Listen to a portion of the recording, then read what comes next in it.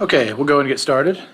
Welcome, everybody, to the Thursday, April 6th meeting of the Business and Community Affairs Committee for the City of Norman. Today, we have two items on the agenda, the first being discussion regarding murals. And I believe that we have the presentation from staff as well as Erin Gavigan with the Norman Arts Council. So I'm going to go ahead and open up the floor to you guys. Thank you. I'm going to call it an introduction, not a presentation. Okay, I like that. Because we're just going to talk really quick about where we're at with murals. So we have a lot of murals in Norman. That's my upside down child right there from one of a few years ago. We have them on both public property and private property. I did just a quick search of our current codes. Like the word mural only comes up under the Art in Public Places Program Code. We don't have them identified in other places. Obviously, they're an important component of our whole mix of public art. And they're obviously a very important thing for placemaking. Mm-hmm. So this wouldn't be a talk about murals unless we talk about, placemaking and just vibrancy. Obviously, this looks like a very vibrant photo. It helps when you invite, 20, 30,000 of your best friends to downtown. But that's what that building looked like before.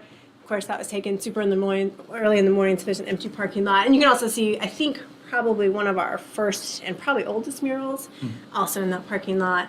That's what it looked like when it was being done. So a lot of cities do have a permit for murals and an approval process. We currently don't.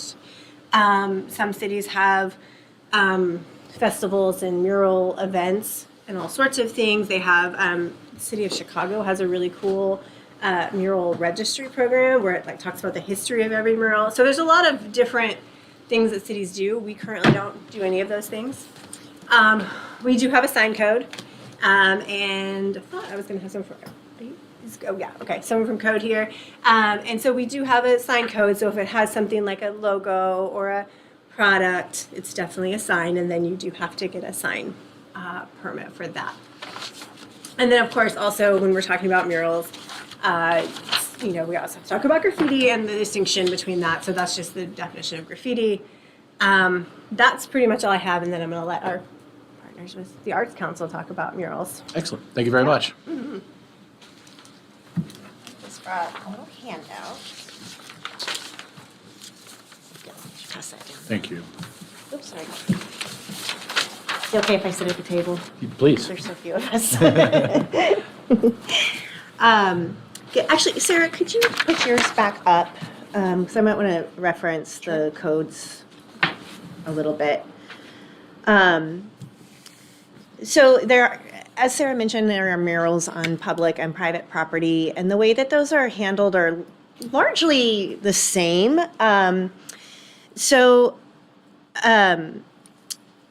Murals, the Public Arts Committee of the Norman Arts Council has really made murals a priority. And so Matt and I have met about this along with the chair of the Public Arts Committee, and we've just kind of talked through the different ways that the Public Arts Committee and the Arts Council can approach helping the city develop a mural program. And that can mean, as Sarah pointed out, several different things.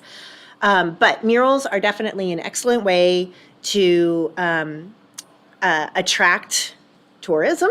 They're also an excellent way to define a community and to define disparate parts of a community too. So different neighborhoods might have different types of murals in them. The majority of our murals are based around the downtown area right now, but that certainly doesn't mean that they have to be only in the downtown arts district area. Murals can be both permanent, and I say permanent in air quotes, because the life of a mural is not typically that long. I mean, we're talking 15 to 20 years is the typical life expectancy for a mural. We are certainly our first mural in Norman, the one that's on Gray Street, has lasted a bit longer than that already. And then the mural that's kind of behind that, which is at the top of the sheet I handed out, the large 6-story mural, that one is actually getting close to 10 years old. But they're both in actually really good condition still. So when I say permanent, it's not permanent like a sculpture is. Temporary murals are becoming really popular too. And the Oklahoma City area has several temporary mural programs. I call it like rotating mural programs. So it's sort of a designated area with walls that are sort of used as a canvas. And the murals that are painted on those are kind of turned over yearly. That's a cheaper way to do murals too. So public perception is often that murals are an inexpensive form of public art, and that is not the case. I just want to kind of prepare everybody for that. Sean O'Leary and I have talked about murals on street surfaces and how expensive that can be. So I have talked to several people in the public arts community in Oklahoma as we've been researching this. I talked to the Oklahoma City Arts and Cultural Liaison, and then also Chris Keneally, who runs the Mural Syndicate in Oklahoma City. And so from them, I got sort of typical prices for murals. So national average for a mural is about $35 a square foot. It's a little cheaper in Oklahoma City, between $15 and $25 a square foot. And then for one of those temporary rotating mural programs where the mural's only going to be up for like 9 months to a year, it's more like $5 a square foot. Aaron, before you go Yeah. too much further, is that because the permanent murals, or they take a sealer or something, an extra coating or something? It's just that it has a longer lifespan, and typically they're more finished in style and Okay. artistic I see what expertise you're and saying. things like that. Right. Those temporary murals are usually done like in a day or a Sort of thing. weekend and in a smaller space and Okay. aren't going to be on display for very long. Gotcha. Thank you. Yeah. And then in any mural project, you have to add in administrative costs. I'll talk about that as well, but typically about 20% of the budget. And if it's a project that you're asking for artists to submit proposals for, like to actually design something to go in a specific space, you need to budget in an honorarium for that as well. That's artistic work that the artist is doing. So administration of a mural program. So obviously the Arts Council and the Public Arts Committee would be happy to administer any murals for public spaces on behalf of the city. And then we're also working to establish education and support for murals on private spaces. Before I go into what the administration kind of covers, I do want to say, so Sarah mentioned that many cities have ordinances that cover murals even on private spaces. So in talking with Oklahoma City, their ordinance is quite complex for murals, and it's quite a process even on private property. They are actually trying to streamline that and make it easier for murals to be done on private property, actually to become more like what we currently have in place. The only limitations would be is if a mural was going to go into a historic district, or a certain type of business district I can't think of the name of right off the top of my head. And then obviously any historic structures. We do have a potential mural in creation that I've just heard about on the Forward Foods building, not Forward Foods, Natural Grocers. They just contacted the Arts Council. They've got an artist. They want to do a mural. And they're like, we didn't find anything in the city that says what we can and can't do. And so we've told them that right now, from our understanding, the only thing is that the mural can't say Natural Grocers in it without getting permission from the city to basically create a sign. So administration includes the typical things that we do already in partnership with the city to administer public art, and that's, the RFQ or RFP management, the selection management, contracting with the artist. Contracts are very, very important in murals. That oldest mural that we have, from everything I can tell, there is no contract between the city and the artist on that mural, which means that basically the mural is completely protected and we can't remove it. And then, of course, management of installation. So we talked a little bit about city ordinances. I think it's actually good news the way we have it set up right now. Anything obviously on city property would come through some sort of selection and approval process. And then we would just be there to help advise, pair up private business owners, private building owners, if they're interested in a mural with an artist. So examples of mural budgets, we're kind of working through two scenarios right now. We're working one private and one public. So we're working with NEDC to try to plan for a mural on the east-facing wall of the new Commerce Building. So it's a very big wall. It'd be about 1,000 square foot mural, so it's about a $25,000 mural project. And then we're also working through trying to create an interior mural in the new development center here. Also about 1,000 square foot project, but it's easier, it's inside. You don't need to, it doesn't require scaffolding or anything like that. So that's probably more like a $15,000 to $18,000 mural project. So that's just to kind of give you a little bit of a basis on how much a mural would cost. I would say, for private or public spaces, the cost should be the same. It's the same for the artist, whether it's in a private or public space. Long-term funding for murals, our hope is that if this increase in the hotel tax passes, that the Arts Council will be able to commit a certain amount of funding annually to a mural program. And that, in our mind, would include, at least like a large mural somewhere in the community, plus starting one of those rotating mural programs.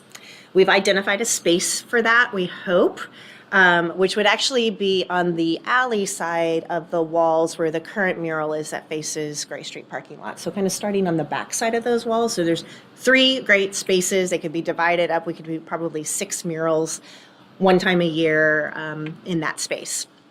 So we're hoping to do that. And then, of course, ideally, we would hope that the city could potentially match those funds as well to help create a really robust mural program. That's pretty much what I have. Any questions or? No, you guys both presented exactly what I wanted to, and that's kind of the whole impetus of this conversation was I wanted to figure out, how much does a mural cost? How do we secure a bucket of money at the city level to basically continue a program like this into the coming years? And so I think the city, it would behoove us not to invest in something like this because all the things you just listed out, placemaking, it's an economic development opportunity. I mean, it's just brand awareness. Again, people, the Visit Norman has this on socks in their office. So, I mean, like we talked about art becoming identity of the city. I mean, it's the proof's in the pudding right there. So I'm in full support of this. And I just love that, we've got a hunger like this in our community. So, Councilmember Graham. I was going to say, Plaza District Walls. I noticed that they have sponsorships, like Google sometimes do it. There's other big companies listed on there. Do you know what they contribute to that program? And is theirs quarterly or yearly? I think that theirs is yearly. And I don't know what the total budget is for that. They do quite a few murals at a time, I think. But yes, I did notice that they do sponsorships, and they kind of typically include a little bit of a sponsorship recognition, I think, incorporated into the mural. I think it's like on the entrance before you. Oh, on the wall. Yeah, on so like okay, you're maybe I was thinking entering of the sunny plaza days, walls. but yeah. But I can find out from them how much a sponsor gets to it. Yeah, But I'm curious. Yeah. The 2 things I love about Plaza Walls is one, they bring mural artists in from all over the country, Brooklyn and California. Like people want to come to Plaza Walls to get their mural up. It's a big deal. The second thing I love about it is that it was an abandoned alley. It was a really scary place before they took it over. Now there's like 5 storefronts that open onto the alley. So if you think about alleys in Norman, if we were actually able to recapture them, and now businesses have dual frontage. They've got Main Street frontage or alley frontage. I mean, we're pumping steroids into our downtown communities. Councilmember Grant. Speaking to diversity of artists, could this program also feature artists from different communities? I think we would be open to discussing sort of the logistics of the program and who we would reach out to as artists and. Not to make this one with the couple murals that I see of the same guy's work. But Yeah.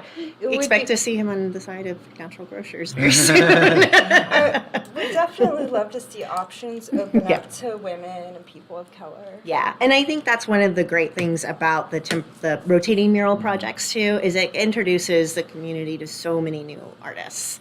And you do get artists, both local and regional, that would be interested in being involved in that.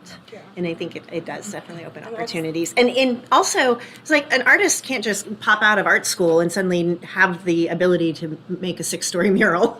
So it's also a good sort of stepping stone type project for up and coming mural artists. Well, I was going to say too, in OKC, there's several spots that I'm aware of where you can get some really great art by national artists that you didn't know about, but it might have like a message that is unique to the times that we're in, especially geographically. So the one I'm thinking of is a Muslim woman. Is what? The image of a Muslim woman Oh, in uh-huh. America is, and Okay. it's a list Yeah. of all the things that make our country great, which is diversity.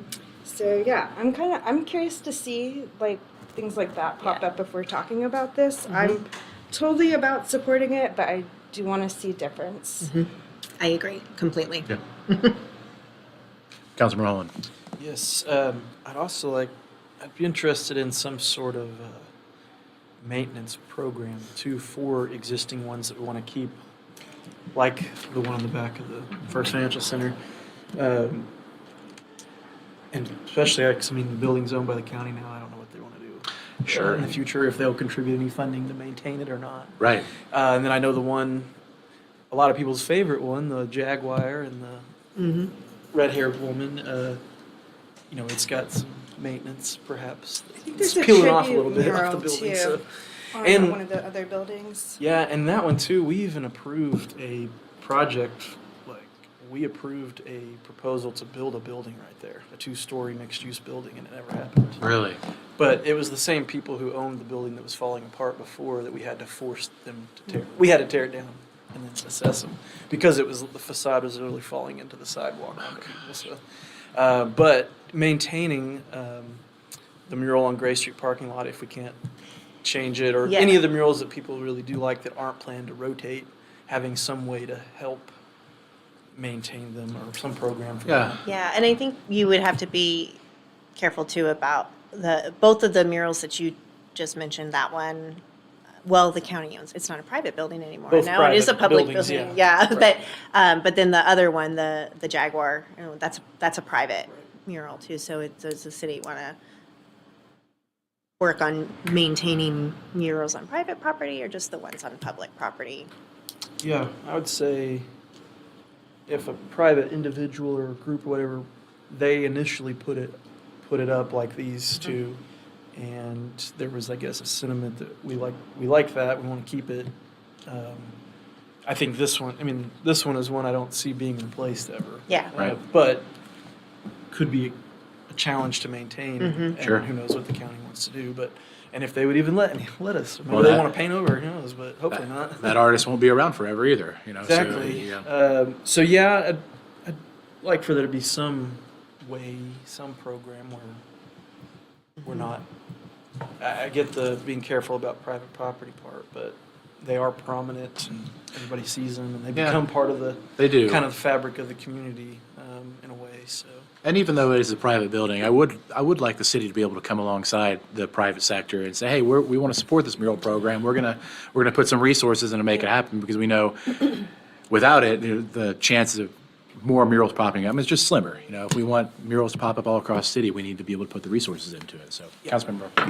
If it is like private wall space, they can put up a mural without needing anything from us. Yep.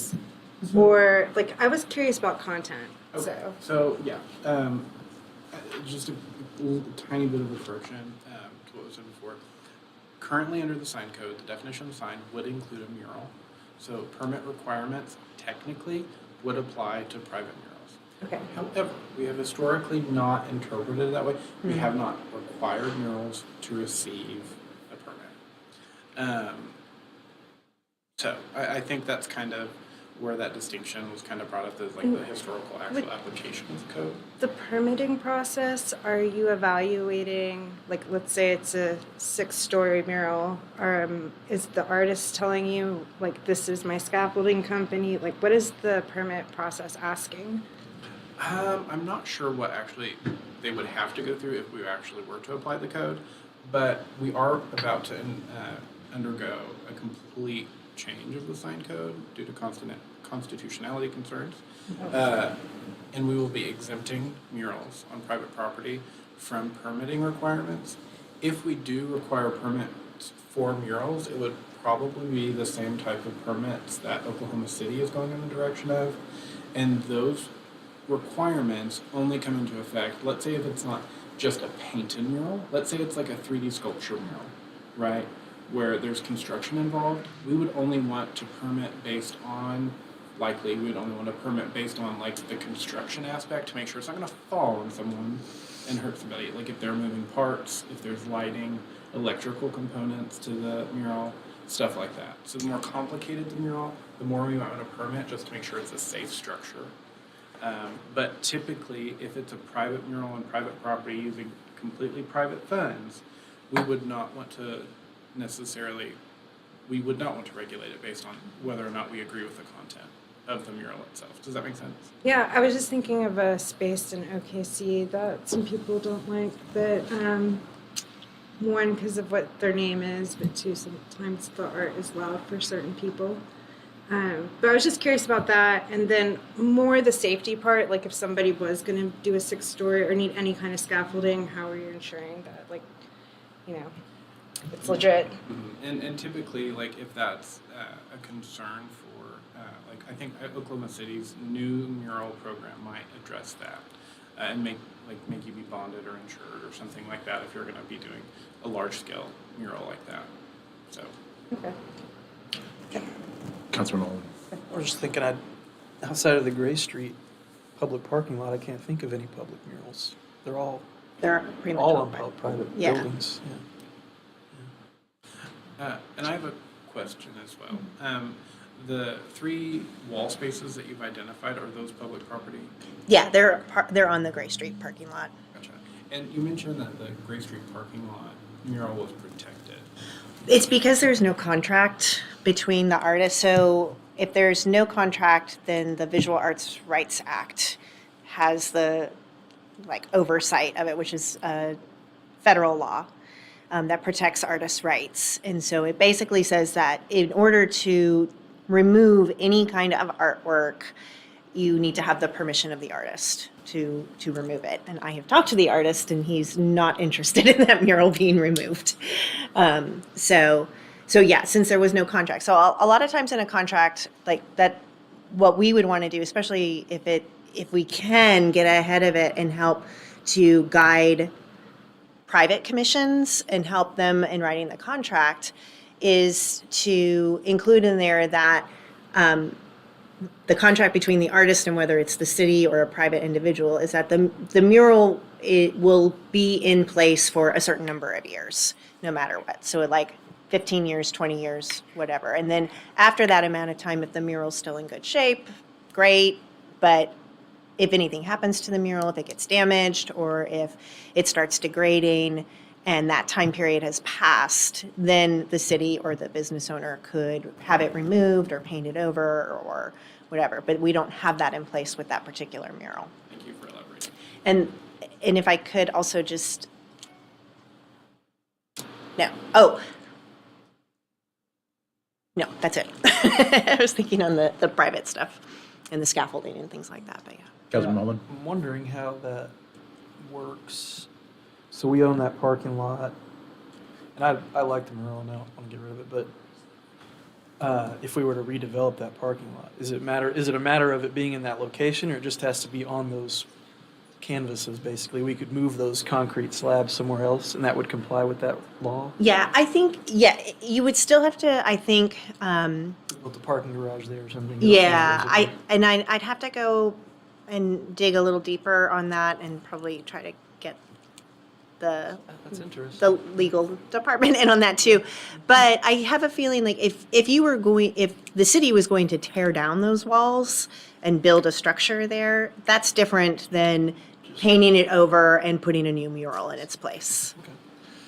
Yeah, and I don't want to get a permit or anything to make anything more complicated, but I'd love for you guys to be able to help people out with the contractual stuff, because I think that is, Yeah, and we can't like force that on anybody, No, but but- it's like we would want to be there to help. right, I think you almost like somebody comes into the city, they say they want to do a mural, we say, okay, well, here's the NAC contact, here's a list of mural artists, here's potential budget numbers, here's some legal framework that you need to work within, just a kind of like a one-pager that, again, makes it easier for people to go out and do this.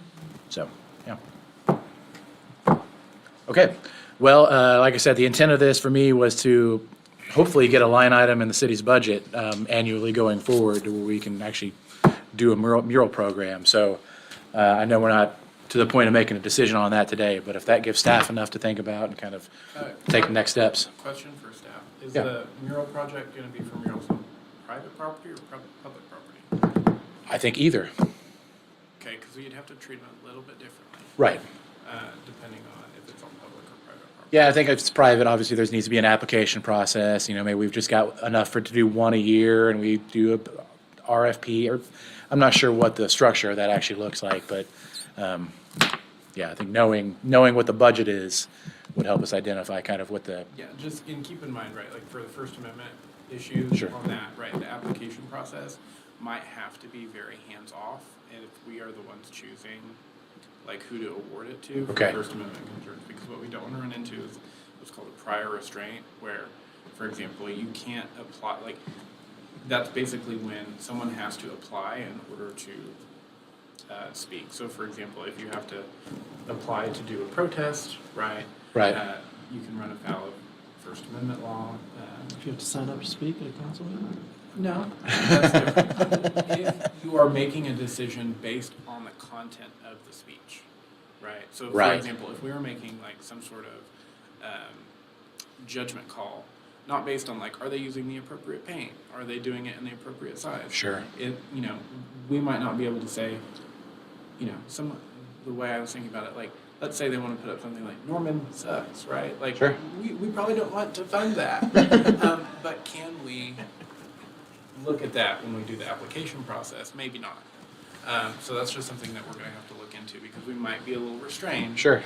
in awarding it based on content. Well, I thought the exact same thing. Like, what if somebody puts some really hateful symbols on there? I mean, I'm just thinking there's plenty of things you can paint on there that, while technically not illegal, I mean, they're certainly frowned upon, and it's something we definitely don't want on walls in our community. So how do you find that balance between free speech and, that's where I think the Public Arts Board can come in and definitely help, I don't want to say curate the thing, but, And I was gonna ask, if it's like a Plaza Murals thing, that's probably an application process people go through to get selected to. Yeah. Yeah. And that would be on public property, so, And it's much more simple to That's do it on easy, an yeah. application process for public property Sure. using public funds. Sure. The First Amendment analysis is much easier on the city. what I think, like, the way that Oklahoma City currently has, and I know they're getting ready to change it, but the process that they've used, which I think has felt a little overreaching for people who want to do a mural on private property, is the design has to go through an approval process that takes it through their arts commission, which is a city commission, and then the arts commissioners will either approve or not approve the mural design. Huh. Like almost a planning commission for murals. I feel like we've gotten by pretty good without that.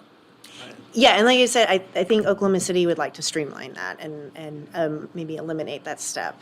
Yeah, I don't Yeah. want to get into that. no, and you would hope they would police itself, because what business wants to put a bunch of like really nasty stuff on the side of their building and Something hope to stay in building business? Well, I was gonna say too, like, some people object to dispensaries and things, Sure. and so when I was saying loud, some of them can be, and it becomes a issue Yeah. more of aesthetics and who determines what's pleasing, Fair. messaging or whatever, but is it completely objectionable? Yeah. That's the problem. It's Yeah. like, it's a lot of gray, thickly gray. But I kind of think though legally, if somebody really hated something, let's say it's a corner and we have residential across the other way, and this is such an eyesore, they could just sue the private. Or like I imagine they'd be like, this is ruining my property value and blah blah blah. I don't know how successful they would be. Okay. It's not like, loud music that's like, Nuisance. Visual blight is one thing, but I don't think a court necessarily would want to touch because it's a First Amendment expression. Yeah. I don't know if they would be willing to Mess kinda- with it. Yeah. It's dicey. It's interesting to me because I generally don't have a problem. I do think it's interesting. There's like a cow house on College that kind of stands out, and I don't think anybody's complained about that. They're usually usually a really interesting visual in an otherwise ordinary neighborhood. On Exactly. that note, could someone paint their house bright purple or pink or whatever they want? Maybe. What I would say is that if that happens, I imagine that code maintenance would probably be getting a call. Well, does a house have to be white? If there's no covenants I in don't- place. Yeah, well, I mean, let's say that Or it's painted white or some whatever sort of the most common color. paint that 3 weeks later flakes off the building, then it becomes a property maintenance issue. But I don't currently, I could be wrong, but I don't currently know of anything that, keeps someone from painting their house lime green. There's one on Unless it's maybe a Flood, HOA I think. issue. There's a Right. bright blue one went down the street. But Well, I Yeah. would say the center of town's interesting too because you find people painting on their fences. Like I said, I like it, but I also know that there are people who Yeah. object. But Well, I've seen those battles before, where like someone painted their house Sure. rainbow colored, or they painted it bright something, and then everybody was like, "Wow, it's my home values." Now you live on the street with the Rainbow House. Now everybody knows you got a unique thing on your Yeah, shoulder. exactly. I think that's yeah. Okay. Okay, well, I think that's what we need for today on this. I appreciate you guys throwing this together. Yeah, Definitely. Always happy to come and talk about art. Absolutely. Look forward to the next one. Okay, we're going to move on to item 2, which is a continued discussion regarding removable bollards in lieu of barricades for street closures. And I believe last time we talked about this, we were going to look at a pilot program down on Campus Corner. So I'm just going to open it up to you, sir, and have at it. Well, hopefully there's a little more information in this one than there was when I came to you. Uh-oh. The heck, I don't even see that on the screen.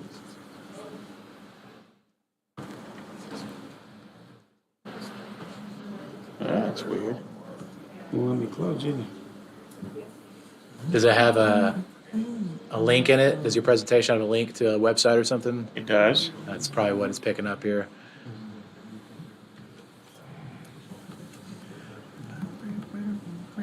How can we get to that? Oh, that's one way. Okay. Might not let you click on the link. Well, you saw the link last time anyway, because we went to the website, so it would just be a repeat anyway. Okay. But yes, there should be some more to chew on in this presentation than I was able to give you last month on short notice. No, perfect. So what we want to talk about today, define the location for the pilot project, kind of goes through some of the things, what the pilot will and will not do. 2 options for the type of bollard that we want to utilize, considerations when using these types of bollard systems, what our recommendation for the preferred bollard type is, and then go into what those installation and deployment procedures are, look at the typical installations in the area that we talked about last month, and then get into the costs for the bollard option and the next steps. So this is the pilot location, Campus Corner. I've labeled all the appropriate streets. It doesn't go all the way to University, but that kind of defines Campus Corner. So what can and can't be accomplished with this pilot project? First of all, it will be easier for pedestrians to navigate around the bollards than it would be around the Type 3 barricades, kind of like we talked about last month. It will not eliminate the need for other traffic control devices to support these bollards. It will introduce maintenance issues that we haven't had before, because anytime something goes up and down, there's opportunities for debris to penetrate the hole. It could make it hard for it to be raised or lowered. Somebody's going to have to clean those out frequently, things like that. It will not result in lower traffic control costs for special events because all the other devices have to be deployed anyway. This is only really taking the place of a couple of the barricades, and the personnel still have to deploy, so there's not really any real difference in cost. It does offer safety that the Type 3 barricades don't offer. Obviously, somebody can drive over a Type 3 barricade, they can move it and get through. So there's plenty of safety that's afforded by these bollards that the others don't provide. So there's two options. One we're going to call the removable bollard. This is where it's got a fairly shallow hole that's cored into the pavement. Of course, the bollards are stored off-site. They're brought to the location and lowered into the hole.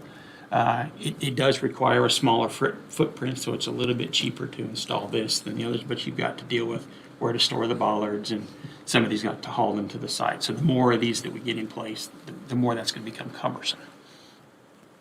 The other is a retractable bollard that involves a deeper hole. So now the bollard, when it's not in use, stores in the hole. If the video works, I'll play that again, how that is actually raised and lowered. It does have a deeper and a larger hole.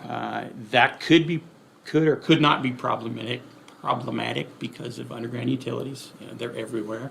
So the bigger around and the deeper, the more likely that we're going to encounter utilities. The nice thing about this option is we don't have to store the bollards anywhere. They're in the street. And it does require a little bit larger footprint, but that makes it more safe than the removable bollard. Do you think there's the same maintenance concerns with this one, since the bollard doesn't technically come all the way out of the hole? I mean, or To an extent, Okay. they might be a little less, but even still, there's still, somebody would have to probably clean and. Right. Yeah, okay.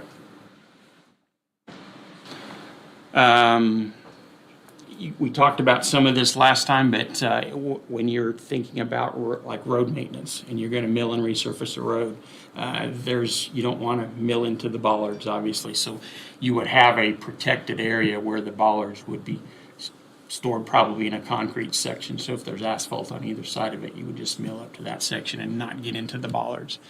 Again, those cored holes are going to invite debris and trash to enter the hole, that could make deployment challenging. It's going to be imperative to keep those clean. I've talked to Wade Thompson in Parks. He actually had a job prior to coming to the city of Norman where he had some of these bollards, and he said they had the automatic ones, which we are not looking at the Right. automatic ones, but he said it was hard to get those to come up if the hole had any dirt in it Really? whatsoever. So Okay. that was kind of sold me on don't go with the automatic ones. Yeah. And that hole in the pavement, even though that there's going to be a cover on it, that just is an invitation to somebody to play with it. So whether or not they can actually get in, they're going to try. Sure. But because of that, we still like the retractable bollards, so we don't have to. There's no issue with storing them. They're already there. They're going to deploy faster than somebody having to take the bollard out of the truck, put it in the hole. They're just going to raise it or lower it. Now, if we can get this to play, we cannot. Well, that was the video that I showed you last time. How it goes up and down. Right. Hopefully you remember that. Yeah, you twist it and pull. It's got a Right, lock and on it had a little Yeah, key right. to start it going down, so. And the cover has a key on it as well, right? Yes, Okay. yes. So the typical installations, this particular corner of the area is Asp south of White. The blue circles represent where the bollards could go. They're kind of spaced given the manufacturer's recommendations for spacing of bollards. I would probably suggest the north side of that intersection. That's where they set them up on both, it seems, but White is blocked off the whole time. Okay, During the- and this is just for representation. Yeah, sure. Sure, it could go on either side. The next corner they move to is Asp north of Boyd. So that's where the bollards could go. Buchanan north of Boyd, that's where the bollards could go. Buchanan south of White, That's where they could go, or they could go on the north. Well, they wouldn't go on the north side because I think you let people go up to the parking lot. On the right side there is what gets blocked. Well, they both get there, and then White Street, like a L shape, gets Okay. blocked off with the barricades on game day. So it could expand to Traffic include a comes, little bit more than. traffic is allowed to make that, to come down White Street from And go north. University and then go north on Buchanan. So there's two basic costs that are involved with the creation of this project. The first involves the preparation of the street to receive the bollards. You would treat the area like we talked about. You would take out a section of the asphalt and put in concrete to receive those bollards. Then you would core the hole through the concrete all the way down as far as it needed to go. Roughly the cost to prepare the street, based on an estimate that our streets program manager provided me, about $78,000 for those 4 locations. So if It's we all did, combined. yes, it's all combined. So if we added that other part of the L, it would be a little bit higher there. So we could do all of this campus corner for less than $100,000 though. It looks like about 20 grand an intersection here. This is just for the preparation of the street. This isn't the buying the bollards or Oh, anything okay. like that. So, but this is doing that concrete strip and coring the holes. Would you need to do a concrete strip if it was all concrete road anyway? No. Okay, because I think that's how Campus Corner is. The intersections are all concrete. They're all concrete. And Main Street, it's all It concrete. just depends on where you Main decide Street to is place all it. stamped asphalt actually, so no. Right. But Yeah, that'd Campus be hard. Corner has actual concrete intersections with the concrete isn't stamped, or I got you. concrete is actually colored and poured that color in some of those locations. Gotcha. And the Like actual that right there. location of the bollards may have to adjust based on, I mean, here they're kind of shown in that decorative Right, right. border, so we might want to move outside of that, yeah. Okay. And then there's the cost of the bollards. A little over $21,000 is what I was quoted for 30 bollards. That would address the 4 legs. If it was 5, we'd add a little bit more. And that's probably not installed though. But I guess our crews would install them, so there's not a cost there necessarily. Okay. Okay. So total cost just under 100,000 for those 4 locations. If we added a Terrible. 5th leg, you're probably looking at more like 125,000. Okay. So obviously, you know, with the last presentation, you were talking about a line item. Sure. There is nothing in the budget Sure. right now for this, so that would need to be considered as an amendment. Okay. You know, if it gets approved, you know, we could start construction, at least of the patch this summer, and maybe have bollards in place for the first game. That's ideally what I'd love to see. I mean, because if we do a pilot and then we miss this entire football season, Right. what's the point of doing a pilot? But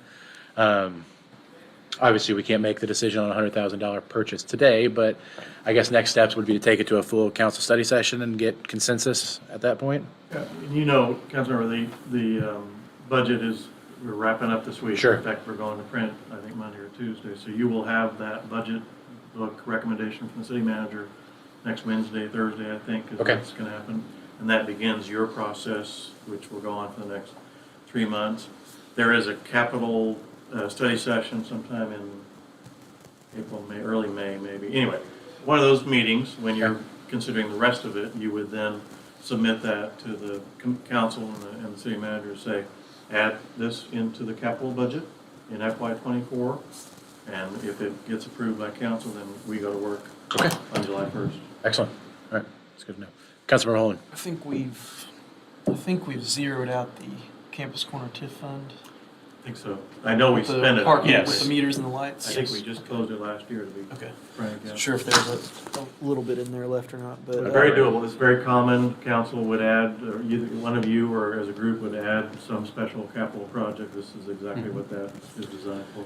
I'm for moving forward with it for sure. I think that's a pretty reasonable cost. I think it has a big impact visually. Visually, if and- anything. Yeah. And allow just being on Campus Corner on game days every game. Mhm. Just the foot traffic being able to better flow through those barricades while still protecting everybody from Absolutely. vehicle traffic. Right. And just look nicer and Yeah, I just think it's, Well, I like what you said, a person can't get out of their car and move it out of the way just to drive through there, which I see all the time. Oh, we do too. Yeah, so it's probably a really hard thing to enforce. You got to be there, right time, right place. So, no, I'm glad to hear that you've supported it. I think so as well. Okay, any other comments, thoughts? I would just say I would also support it in thinking about maybe some events where pedestrians have been hurt. I like the improved safety aspect of it, where somebody couldn't just plow through a barrier. Yeah, and I like that you went with the deeper ones for that very reason. I assume that a deeper casing and footing means a more stout barrier. Okay. Well, I appreciate you guys giving a follow-up presentation on this. I think we know what we need to do, next steps, and yeah, hopefully you'll hear from us soon. Okay. Excellent. Thank you, guys. If that's it, this meeting is adjourned.